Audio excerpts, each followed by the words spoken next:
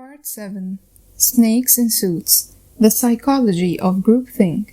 On Paradoxes, Slavery, and Ethical Blindness. Money changes our relationship with morality. The very existence of money, along with complex business and distribution channels, acts as a buffer between ourselves and the origin of our products. This can make us behave in ways that are deeply unethical. I can prove it to you. I'm going to give you 3 things, and you need to decide whether you think they are evil. Prostitution, child labor, animal torture. And how about the following? Porn, cheap stuff, factory farming. In many countries where prostitution is illegal, pornography is not, but this seems decidedly hypocritical. As far as I can tell, porn could also be seen as prostitution with a camera. If we pay someone to have sex with us or someone else, it's prostitution. In most countries, it's illegal. However, if we pay someone to have sex with us and we film it, then it's called porn, and in many countries, it's legal.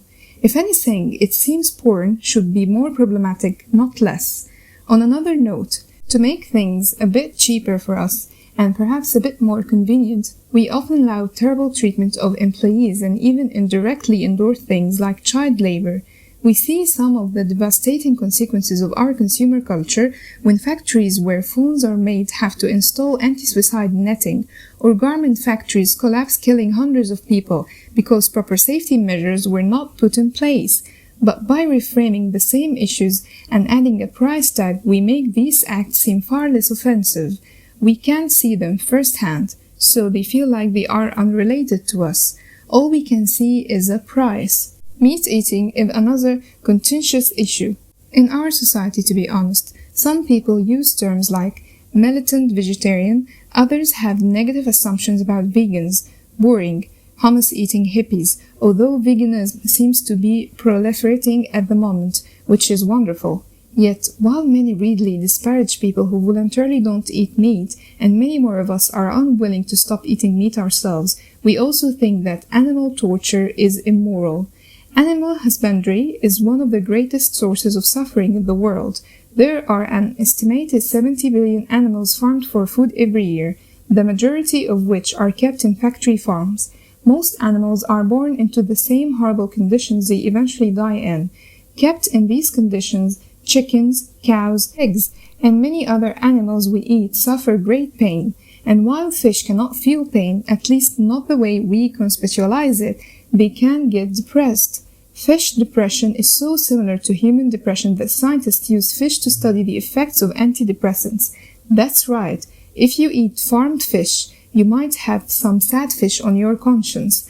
Beyond animal suffering, we also find that there is a tremendous impact of this industry on the environment. Farm animals are contributing to climate change, one fart at a time. Yet, even when we know this, we continue to gleefully indulge. What's wrong with us? Paradox. According to psychological scientists Brock Bastian and Steve Logan, who do research on the topic in Australia, when we understand why we eat meat, we can begin to understand other forms of behavior that conflict with deeply held moral principles. When they are termed the meat paradox, is a psychological conflict between people's dietary preference for meat and their moral response to animal suffering. They argue that bringing harm to others is inconsistent with a view of oneself as a moral person. As such, meat consumption leads to negative effects for meat eaters because they are confronted with a view of themselves that is unfavorable. How can I be a good person and also eat meat? This moral conflict doesn't just threaten our enjoyment of eating meat, it threatens our identity. In order to protect our identities, we establish habits and social structures that make us feel better. We tie meat eating to social customs. Holidays are defined as a time to feast on flesh with friends and family.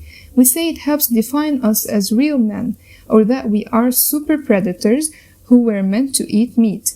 And despite animal products being linked to all kinds of poor health outcomes, we hear some people ask when we say that we want to go vegan, how will you get enough protein? And friends start forgetting to invite us to dinner parties. Hypocrisy. Feels less bad, less threatening when in a group. If all of us are doing something bad, it can't really be that bad, right? According to Bastian and Logan, meat eating is maintained because it serves to benefit the eater, and people seek to justify these self-serving behaviors so as to protect their own interests. We do it despite the quantities of meat that many of us eat being bad for us, the environment, and animals. We do it out of self-interest. We do it because it's enjoyable in the moment and it's easy to discount the long-term negative consequences. The excuses we make are largely post hoc. After we have chosen to indulge, we need to justify why the behavior was okay and why it's okay to do it again. And we need the excuses, or else we feel like bad people. When we say one thing but do another, or hold inconsistent beliefs, psychologists call it cognitive dissonance. The term was coined by Leon Festinger, who first used it in 1957. The classic experiment in this field was published by Festinger and James Carsmith in 1959. In it, they asked what happens to a person's private opinion if he is forced to do or say something contrary to that opinion. In their experiment, they had 71 men to do two tasks. The first, the men were asked to put 12 round wooden spools in a tray, empty the tray, and put the spools back in the tray repeatedly for half an hour. Then the participants were given a board containing 48 square wooden pegs. They were asked to turn each peg by a quarter turn clockwise, then another quarter turn, repeatedly again for half an hour. While they did this, a researcher watched and wrote things down. They were intentionally boring tasks, really boring. Although the participants thought it was their performance that was being measured, it was actually what came next that interested the researchers. After their two boring tasks, participants were taken back into the waiting room. They were told that the person sitting there was the next participant. For 1/3 of the participants, they simply sat down without anything else being mentioned. For the other 2/3, however, the researcher asked whether they would lie to the next participant. They would even be paid for their lie. Half were told that they would be paid $1 for their lie, and the other half were told that they would be paid $20 for their lie, which in the 1950s was a lot. When they said yes, the researcher then handed them a piece of paper and instructed them to make the points that were written on it. It was very enjoyable. I had a lot of fun. I enjoyed myself. It was interesting. It was intriguing. It was exciting. What the researchers really wanted to know was the impact of this lie and the compensation for it would have on participants' rating of the task. They wondered whether participants would actually come to think they enjoyed the boring task just because they told someone else it was fun, and how would being paid influence this? Who do you think rated the experiment as the most enjoyable? The control group, who hadn't been asked to lie, rated the task as boring and said that they wouldn't do it again. The participants paid $20 also rated the task negatively. However, the participants paid $1 rated the experiment as far more enjoyable than the other two groups and were more likely to say they would sign up to participate in similar experiments in the future. What happened? Being paid $1 was probably not seen by the participants as sufficient incentive to lie. Accordingly, they experienced cognitive dissonance. Why did I say that it was enjoyable when it wasn't? Surely not for a measly $1. Since the participants couldn't go back and change their behavior or unparticipate in the experiment, the option available to them was to change their belief. It must have actually been enjoyable. For the $20 group, this wasn't necessary, and they could explain their behavior as a result of the hefty and easy financial incentive. This was the first of many experiments to show that we often bring our beliefs in line with our behavior, and that money can change the way we do this. In 1962, Festinger further formalized his ideas. He stated that although we believe ourselves to be generally consistent in our behaviors, beliefs, and attitudes, sometimes we go rogue. This inconsistency he called dissonance, while consistency he called consonance. He summarized his cognitive dissonance theory as follows. Number 1. The existence of dissonance, being psychologically uncomfortable, will motivate the person to try to reduce the dissonance and achieve consonance. When the dissonance is present, in addition to trying to reduce it, the person will actively avoid situations and information which would likely increase the dissonance. He further explained that, just as hunger motivates us to find food to reduce our hunger, cognitive dissonance motivates us to find situations to reduce the dissonance. For meat eating, there are two ways to do this. We can change our behavior or change the belief. We can stop eating meat or come up with reasons why eating meat is morally okay. In addition to our own attempts to justify meat eating, corporations double down to make it easier for us to do so. They want us not to think too much about it and to just hand over our money. According to research by sociologist Liz Graviols on images of animals in popular culture, one way to make meat eating seem acceptable is to dissociate it from the animal it came from. Girls argue that we do this by transforming animals which are loved into meats, which are eaten, so that the concepts of animals and meats seem distinct and unrelated. We call it veal instead of tortured baby cow, ham instead of pig, game instead of hunted wild animal. We pack our dead animals in pretty packages, physically, verbally, and conceptually, distancing ourselves from the real origin of our food. When looking at commercial positions of meat, she found that this was done in two different ways. The first was showing meat as sanitized, plastic wrapped, chopped into pieces, making it hard to think that it came from an animal at all. The second had to do with cutification, making the animals cuter than they actually are. More than anywhere, this is adopted as strategy in parts of Asia such as Japan.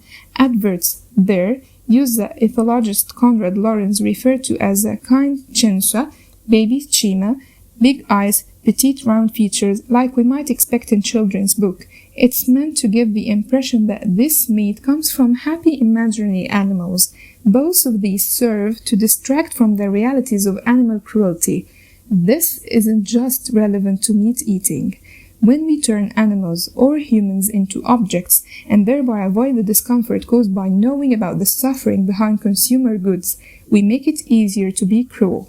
The same processes we see with meat, we see with all kinds of other morally unacceptable but common human behaviors that have to do with money. We know that poverty causes great suffering, yet instead of sharing our wealth, we buy another pair of expensive shoes. We fundamentally disagree with the idea of child labor or adults working under horrible conditions, but keep shopping at discount stores. We stay in the dark to protect our delicate identities, to maintain the illusion that we are consistent and ethically sensible human beings. In this constant effort to reduce cognitive dissonance, we may spread morally questionable behavior to others. We begin to shape societies in ways to minimize our discomfort, to not remind us of our inconsistencies. We don't want constant reminders, and as Bastian and Logan argue, through the process of dissonance reduction, the apparent immorality of certain behaviors can seemingly disappear. Hypocrisy can flourish in certain social and cultural environments. Social habits can cast a veil over our moral conflicts by normalizing behaviors and making them invisible and resistant to change. One particularly fertile ground for this is within businesses. But before we talk about people who make unethical decisions in the corporate world, first want to talk about the transactions themselves. What are we and what aren't we allowed to trade for money? And why do we sometimes decide to engage in forbidden transactions anyway? Unthinkable. How much money would I need to offer you to buy an hour of your time? How much for a year? These are pretty normal transactions. Time is often exchanged for money. We call it work. Similarly, asking you how much I need to pay you to buy your house or your clothes or your laptop is still relatively normal. We often exchange these things for money, and they have a mostly ascertainable price. But there are many things in life that cannot be quantified in this way. How much would it cost me to have you ride a cow naked while being filmed for national TV? How much for your treasured childhood teddy bear? How much to buy your baby or your husband your left kidney? How much for your freedom? It seems deeply inappropriate to assign a monetary value to these things. Indeed, the very image of selling these things conjures up religious images of selling your soul to the devil. But Is it evil to engage in these trades? In 1997, Alan Fisk and Philip Tetlock set out to understand our responses to these kinds of situations. According to their research, taboo trade-offs violate deeply held normative intuitions about the integrity, even sanctity of relationships, and the moral political values underlying those relationships. This means it's inappropriate to exchange what are referred to as sacred values, which are accompanied by seemingly boundless protection and importance, for secular values like money. There are certain things that we feel money can't buy, or at least money shouldn't buy. To start this discussion, I want to do a quick test, a shortened version of the original, to explore the attitudes that you have about what we should be allowed to buy and sell. Here is your instruction, taken from a scientific paper published in 2000 by Tetlock and colleagues. Imagine that you had the power to judge the permissibility and the morality of each transaction listed below. Would you allow people to enter into certain types of deals?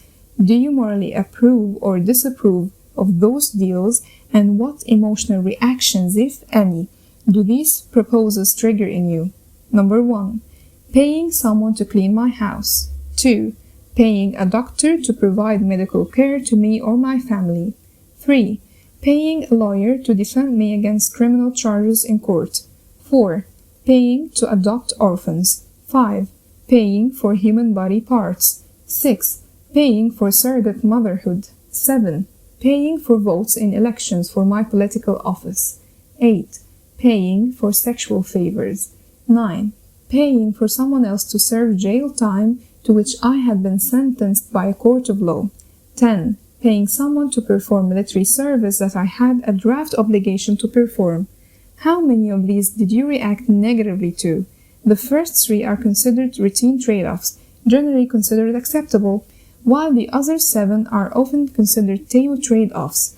Participants in the original study scored the taboo trade-offs as far more morally outrageous than the others, saying they were more upsetting, offensive, cruel, crazy, anger, and sadness-inducing, and they were more likely to say they should be banned. Even just thinking these things was generally considered, well, unthinkable.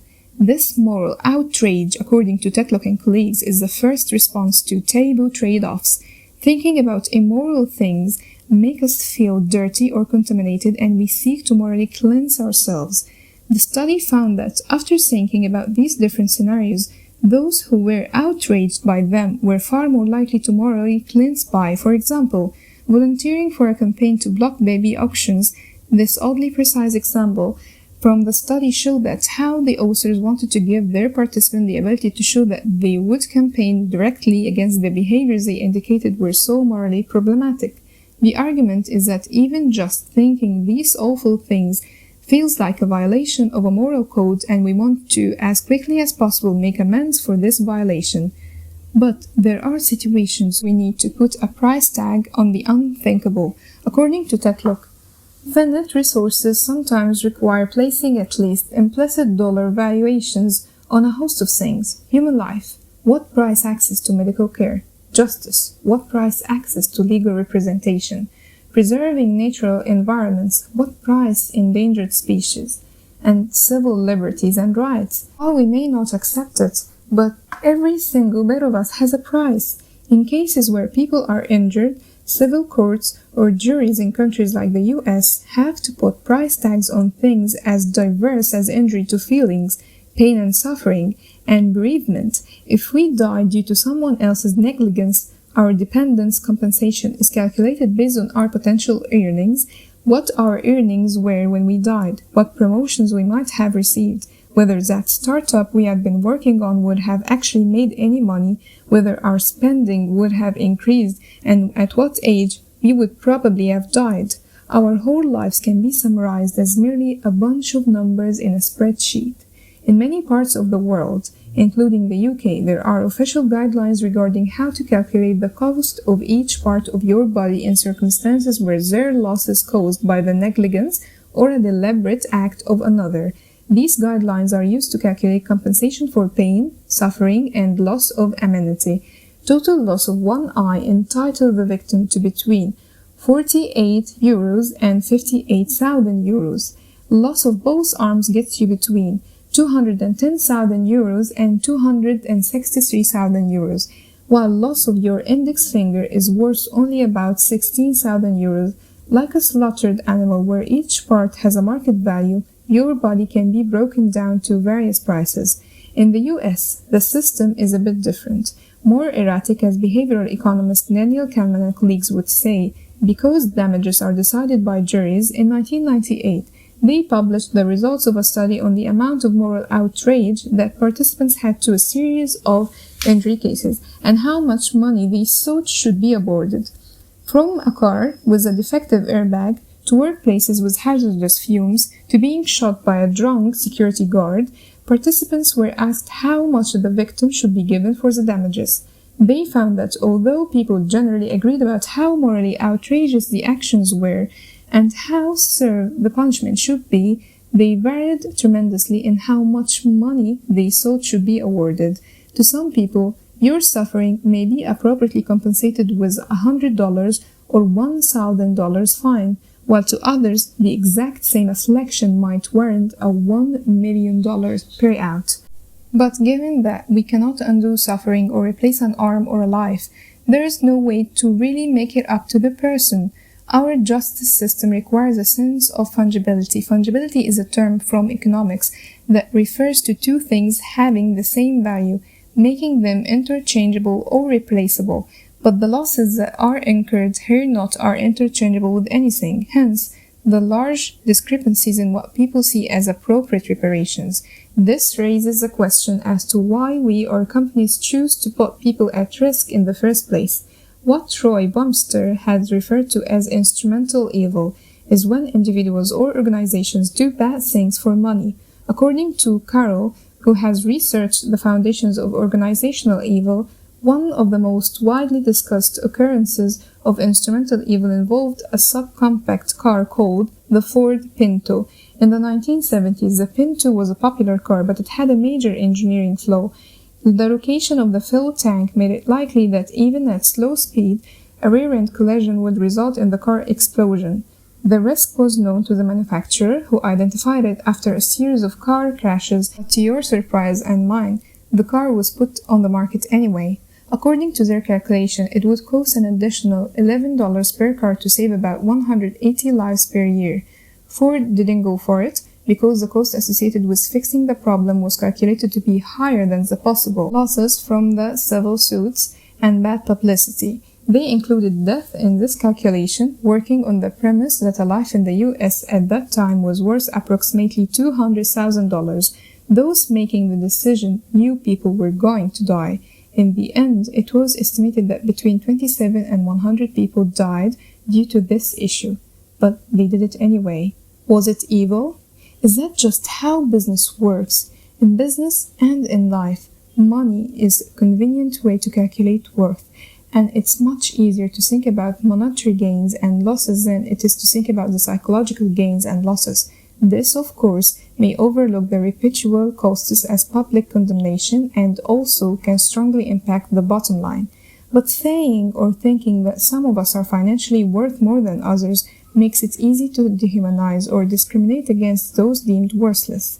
But putting a price tag on human beings, we forget the complexities of the human experience and the structural inequalities that favor some and disadvantage others. We risk treating people without empathy, without humanity. Taken. Perhaps nowhere are social norms as distorted as within the business of slavery, stripped of freedom, stripped of rights, stripped of their humanity. Slaves are treated as a means to money, rather than as human beings. Slaves are ascribed as a value and sold at that value, depending on things like height, strength, and looks. Kevin Bales is a human rights lawyer who researches modern slavery. He has found that the average price of a human slave today is $90, cheaper than it has ever been. According to him, the price of humans has plummeted, and this is probably because of a global population explosion, increasing the number of vulnerable people in the world who can be exploited. Although in a legal context, slavery has much different term.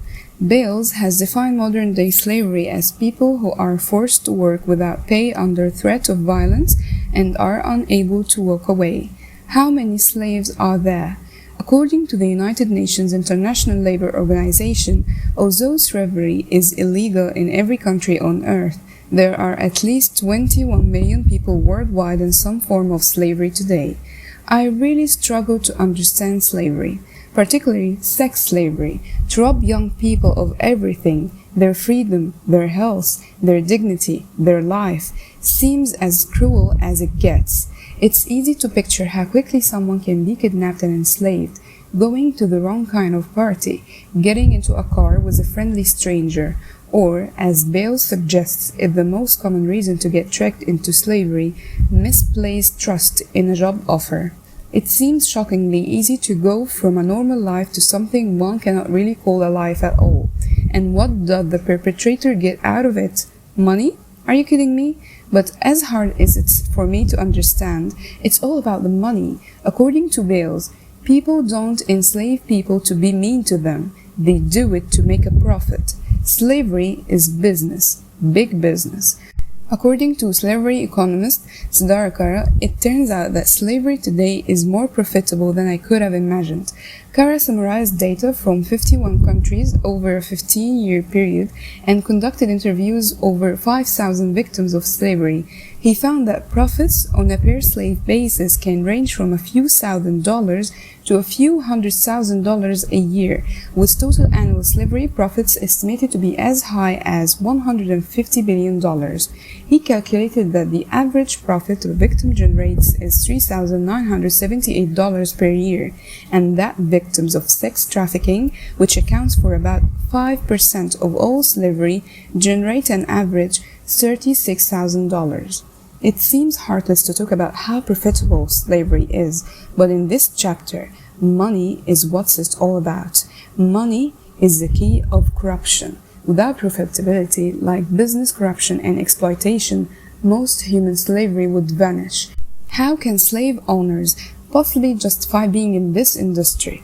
According to Roy Baumeister, there is a perception of certain people and actions as pure evil, which is defined by 8 characteristics. Kevin Bales has elaborated on Baumeister's original idea and applied his main framework to understanding slavery. Pure evil is marked by 8 attributes, most of which are also found in popular perceptions of slavery. These attributes are summarized as follows, with the slavery example provided by Bales in brackets. Number 1. The evil person intentionally inflicts harm on people. The slaveholder regularly brutalizes his slaves.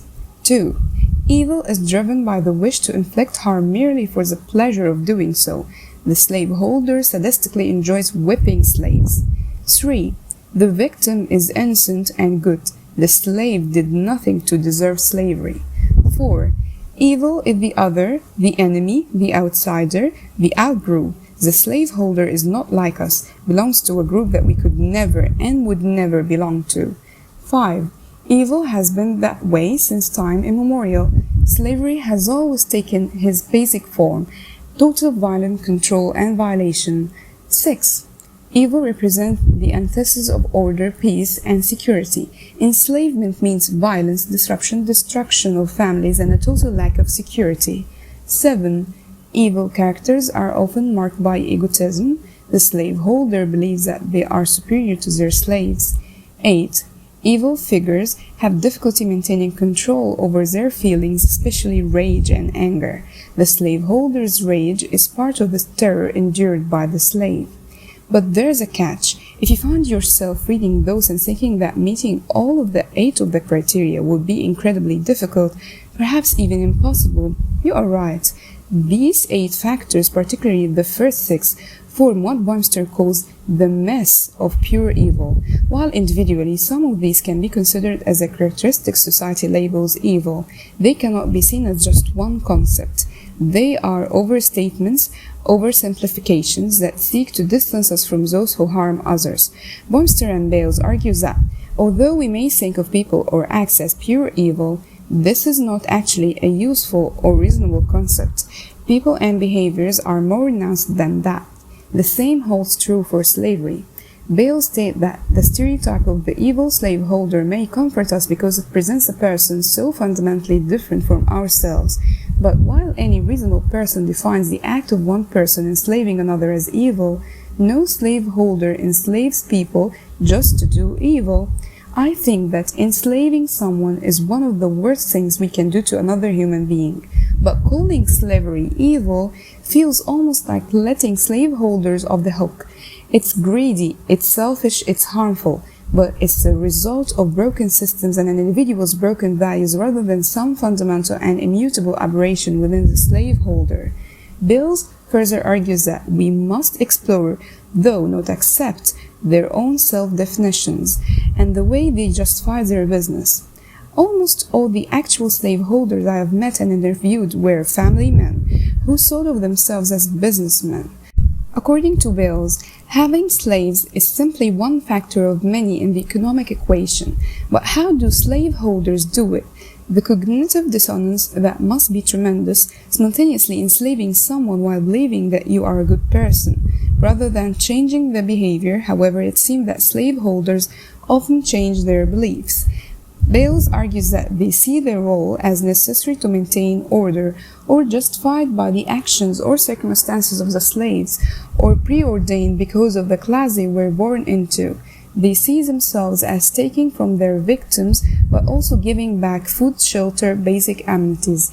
These beliefs help to maintain inequalities in society because it implies that certain people don't deserve any more than they are being offered. They should be grateful to get anything at all. Simultaneously, these beliefs conceptualize slaves as subhuman, moving them into a category of beings that don't deserve status or human rights, much like animals or criminals. Bales explained that one of the key roles of the slaveholder is to make the slaves accept their role, to stop seeing slavery as evil, but as a normal part of the order of things. If evil is in the eye of the beholder, then the slave is pushed to take on the viewpoint of the perpetrator or slaveholder.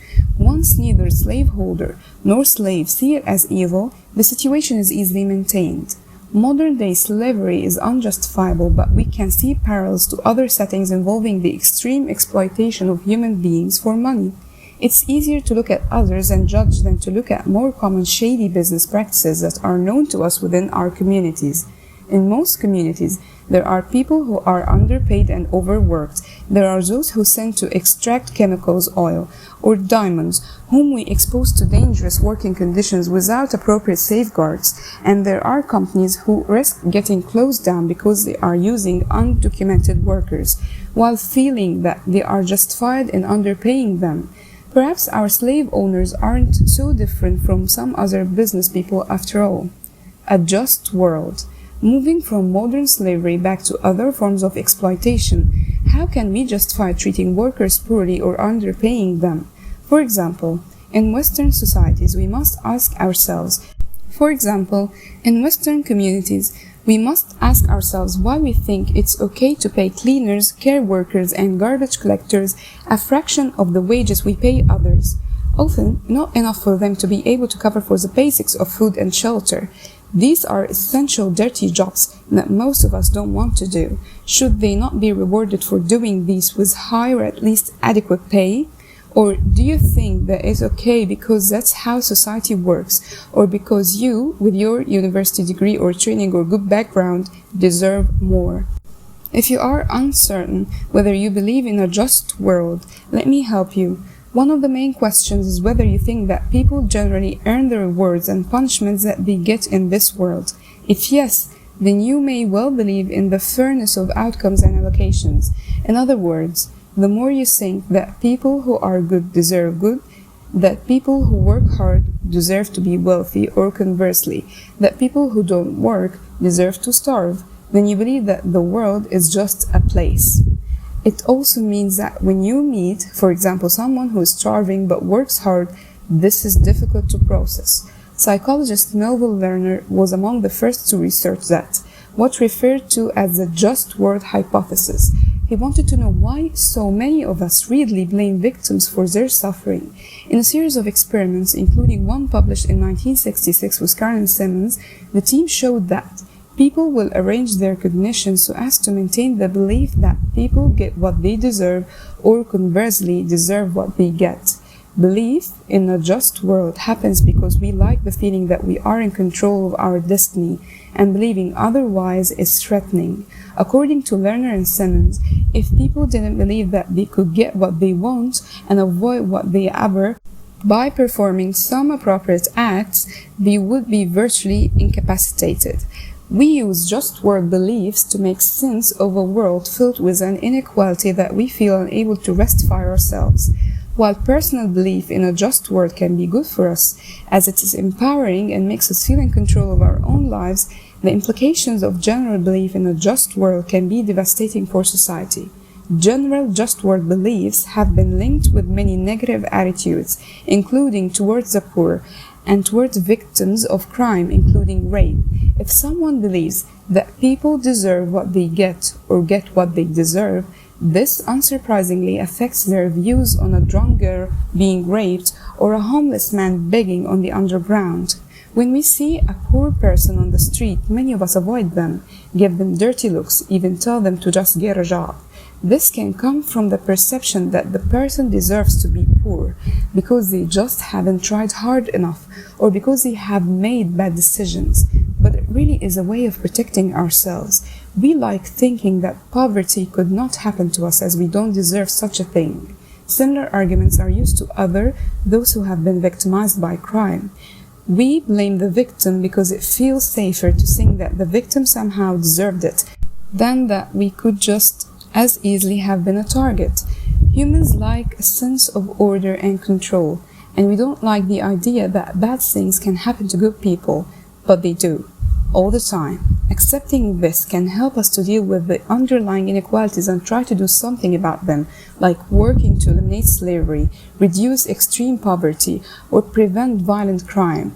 These are probably not, as some believers in a just world might assume, necessary evils in society. Also, counter to our just world hypothesis is accepting that good things can also happen to bad people, people who don't play by the rules and exploit others. One of the most blatant examples of taking advantage of human suffering for profit is making life-saving medication exorbitantly expensive.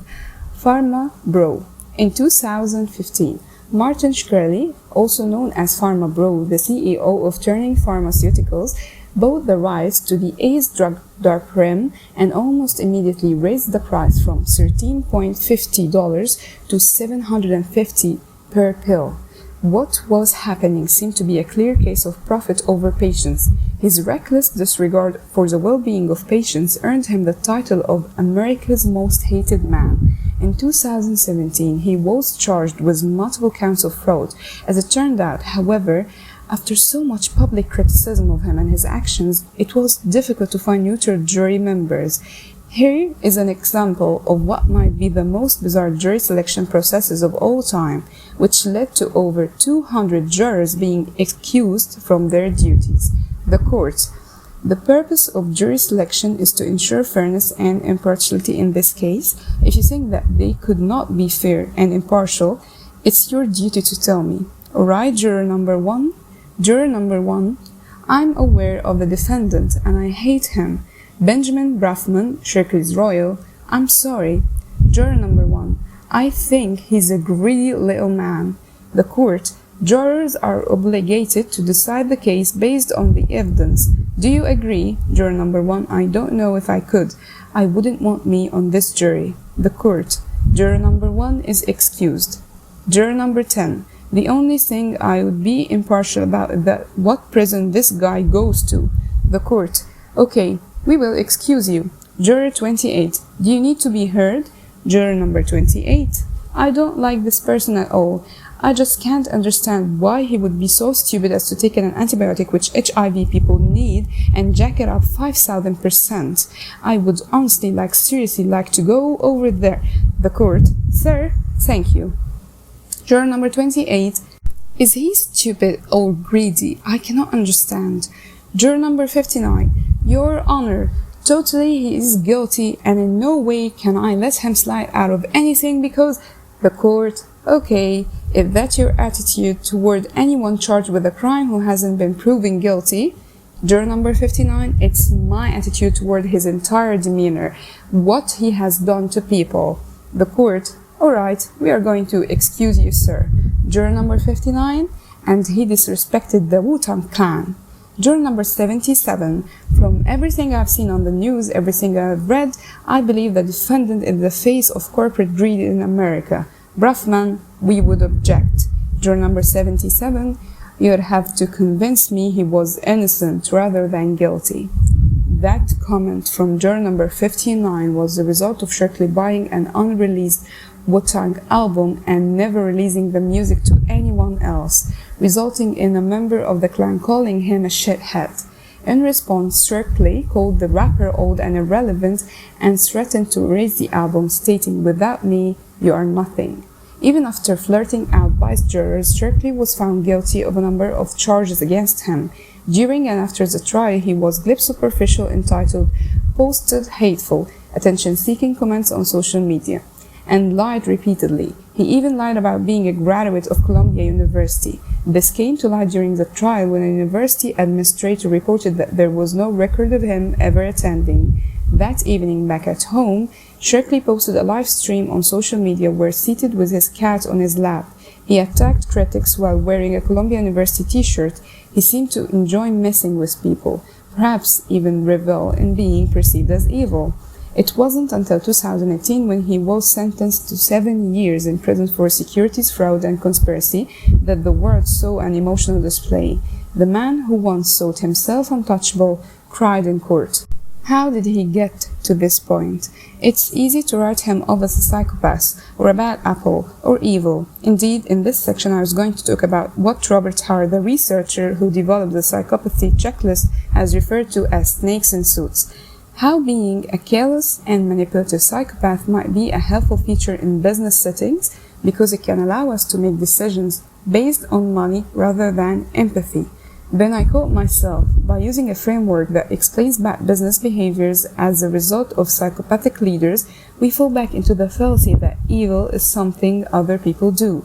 That is the result of fundamental flaws in a person rather than a system that is created entirely to frame our measures of success and contribution in monetary terms.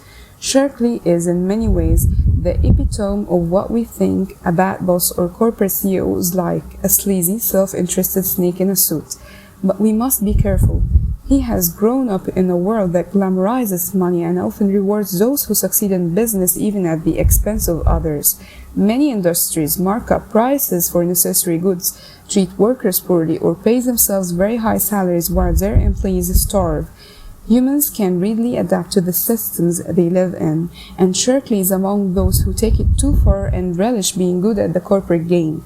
This is not to excuse his actions, but like all of us, Shirkley too is a product of his environment, although likely with some dark tetra personality traits, narcissism, Machiavellianism, sadism, and psychopathy thrown in that make it even easier for him to ignore reasonable ethics and focus entirely on money and fame.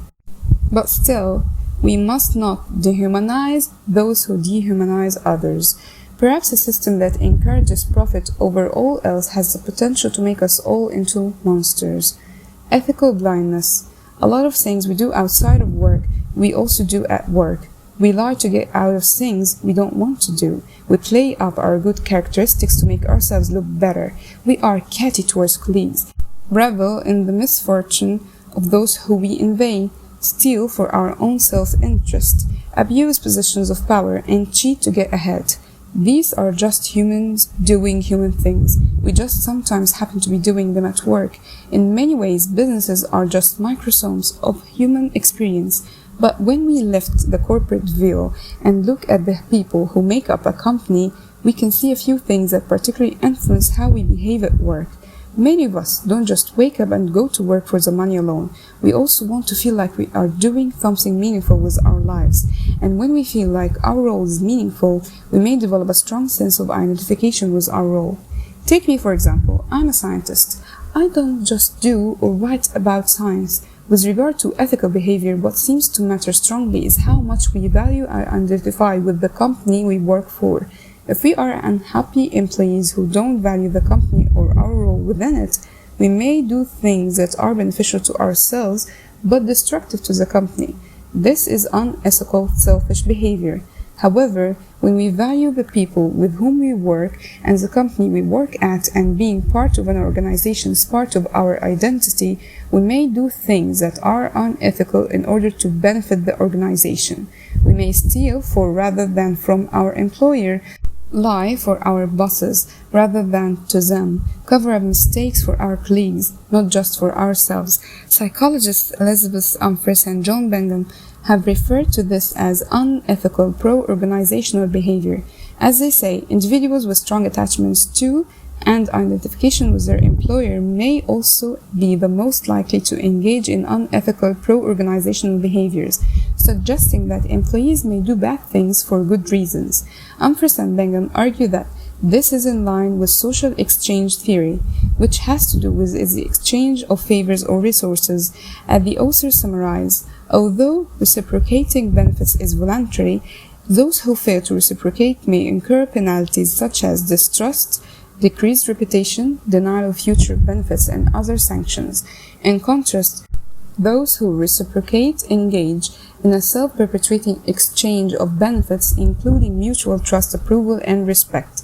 In addition to the social pressures at work, our intuitive models of ethical decision-making present people as rational actors who make the decision to act immorally due to character flaws, but sometimes we act in unethical ways without being aware of it. According to business ethicist Guido Plazo and colleagues, we can all be ethically blind. Ethical blindness can be defined as the temporary inability of a decision maker to see the ethical dimension of a decision at stake. Other terms for this are administrative evil, the second face of evil, or ethical blind spots.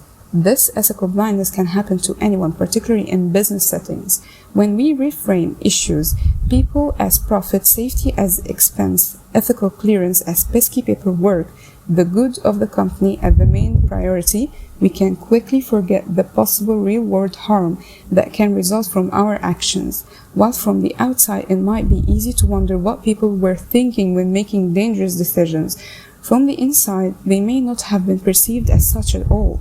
In hindsight, it can be easy to know that bad decisions were made, but often those who made them thought they were a good idea at the time. There is another pernicious infestation in many companies that does tremendous harm.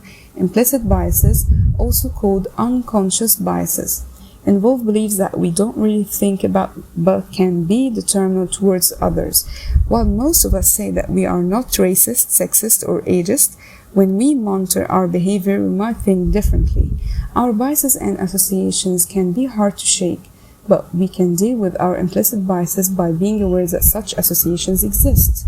Once we know they exist, we can begin to actively implement strategies to combat them. One area where implicit biases have received a fair amount of attention recently is in the context of workplace harassment and discrimination. In my opinion, this is a particularly interesting form of unethical behavior within companies, as we are often so blind to it that we assume we cannot possibly be part of the problem because harassment is something that other people do. But every single one of us has a role to play. Every time we interrupt a woman at work, ask a person who has a different skin color where they are actually from, or express shock when a man says that he doesn't like football, your implicit biases are shining through. We often don't think we are discriminating against members of other groups, but our behavior may indicate that we do in fact endorse certain beliefs or stereotypes. These implicit beliefs, if left to run their natural course, can lead to a culture that disadvantages and excludes people. Most of us will probably argue that it's wrong to treat people differently just because of their gender, their color of their skin, their religion, but we do, and this comes at a tremendous cost to our culture. The consequences of implicit beliefs regarding gender in the workplace came into sharp focus in 2017. Women in various fields brought decades of sexual harassment in the workplace to light, taking to Twitter, MediaStream, and the courts. Campaigns such as #MeToo sought to bring harassment out of the dark to start conversations. When this happened, we found many scared men and angry women, many scared women and angry men. We found that the issue ran deep. harassment is so widespread that it must be a fundamental part of the culture of the business where many of us work. We don't harass others simply because we are bad people, but in part because culture and society enable it. I'm very interested in this form of workplace evil. In a 2018 review of the literature on harassment and discrimination in the workplace that I conducted with psychological scientists Camila Elphick and Rashid Manas, we found that most harassment is never reported. That's startling because it means that most companies have no idea how much and what kind of harassment is happening in their workplaces. Why don't people report being the victims or witnesses of harassment? They are scared to lose their jobs, scared of being treated poorly by others in their organizations, scared that they will be at a further disadvantage than they already are. People are so afraid of the cultural consequences of calling out harassment that most of this wrongdoing stays entirely unreported. If we are to make our workplaces ethical, we must start by changing corporate culture. In February 2018, my colleagues and I released an online tool to help improve the recording and the reporting of discrimination and harassment. It's called Spot, talktospot.com, and uses a bot that we can chat with when you experience inappropriate moments at work. It works a bit like text messaging, except that instead of texting with a friend, you are texting with a chatbot that is perfectly trained to ask you the right questions. As a bonus, unlike a friend or someone in your company's HR department, it can't judge or assess you. It's just there to help you, give you a voice, and to create a record that you can keep in case you want to share it with someone later or want to report it to your employer right away. It encourages the reporting of harassment and discrimination to employers and improves the accuracy of reports when they do happen. Spot also helps organizations to better deal with issues when they arise by offering support for the complaints we process. We want to help employees speak up and empower organizations to build a better workplace culture. Encouraging people to think about the ethical implications of behaviors by and within a company is a critical step. Improvement. If we want healthy companies, then we should provide a very safe space to talk and to report such harassment. We need to establish a culture where people know that their concerns will be acknowledged rather than ignored. We need to frame whistleblowing and the reporting of discrimination and harassment as positive for the group rather than something that will isolate the person who speaks up, because unethical behavior is often not the result of a few bad apples, it's a result of corporate culture gone wrong. This is particularly true in a corporate environment that encourages us to think of humans as money, their cost, their profit, their worth. We must remember to routinely take a step back and remember the humanity that these numbers represent. We must prevent our corporations and ourselves from acting like psychopaths because we have been seduced by the simplicity of reducing complex issues to money. We desperately need to change corporate culture to introduce questions not just about what we can do or how much money we can make, but what we should do.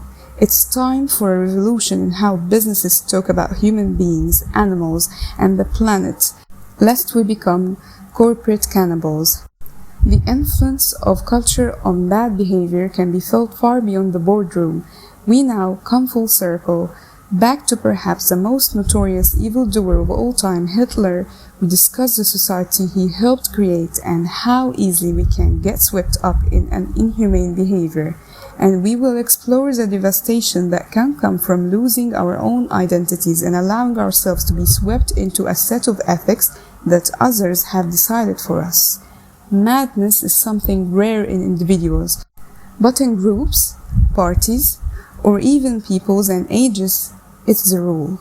Friedrich Nietzsche, Beyond Good and Evil. And this sums up part 7.